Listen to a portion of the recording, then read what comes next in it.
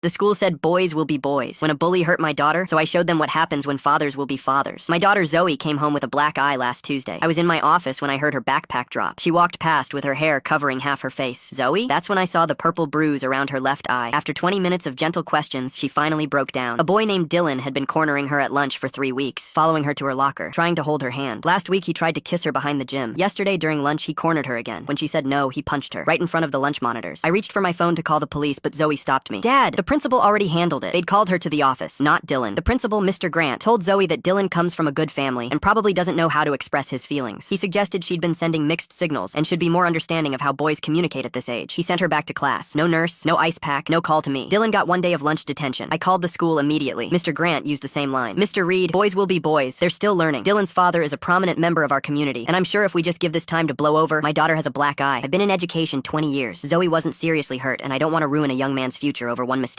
I hung up on him. That night, I couldn't sleep. At 2 a.m., I pulled out my laptop and started searching. Dylan's dad is Patrick Grant, same last name as the principal. He owns 3 car dealerships, 2 restaurants, and sits on the school board. He donated $50,000 to the school's new gym last year. Then I found a Facebook photo from last month, Dylan's birthday party. Right next to him, arm around his shoulder, was another kid I recognized from school pickup, the principal's son. They were best friends. Everything clicked. Dylan punched Zoe in front of witnesses, but the principal called her in, not him. He protected Dylan because if Dylan got real consequences, expelled, police involvement, someone would ask where the principal's kid was during all this, what he saw, why he didn't help. The next morning, I drove Zoe to school and parked across from the entrance. At 7:45, Dylan showed up with the principal's son beside him. They did that bro handshake, laughing like they'd gotten away with something. I pulled out my phone and called every local news station. I'd like to report a school principal covering up an assault to protect his son's friend. A boy punched a female student. The principal blamed her and gave him 1 day of detention. The attacker's father sits on the school board. I have photos and documentation. By noon, 3 news vans were in the parking lot. Reporters were asking Mr. Grant why he gave minimal punishment to a student who assaulted a classmate and whether his son's friendship with the attacker influenced his decision. Someone knocked on my car window. Dylan's dad, Patrick. His face was purple with rage. You're trying to ruin my son's life over kids being kids. I rolled my window down halfway. Your son gave my daughter a black eye. The principal covered it up to protect his own kid. Now everyone knows. I'll sue you for defamation, for harassment. I'll bury you in legal fees. Please do, I said calmly. Zoe's got photos with timestamps. I've got the school's response in writing. I've got witnesses who saw the assault. Go ahead and sue me. His jaw clenched. He wanted to say more, but the cameras were already turning toward us. He stormed off toward the school entrance, and the reporters caught every second. By Friday afternoon, Mr. Grant had resigned. The school board announced a full investigation into his handling of student safety complaints. Dylan was suspended pending review, and Patrick Grant pulled him out of school entirely to avoid the media attention. Zoe still has the black eye. It's turning yellow now as it heals. But yesterday, she came home with something I hadn't seen in weeks. A real smile. 3 girls came up to me today, she said. They said Dylan did stuff to them too. Grabbed them, cornered them, but they were too scared to tell anyone because of who his dad is. Now they're coming forward because of what you did. I hugged her tight. Sometimes being a father means knowing when boys will be boys isn't an answer. It's an excuse, and some excuses need to be exposed.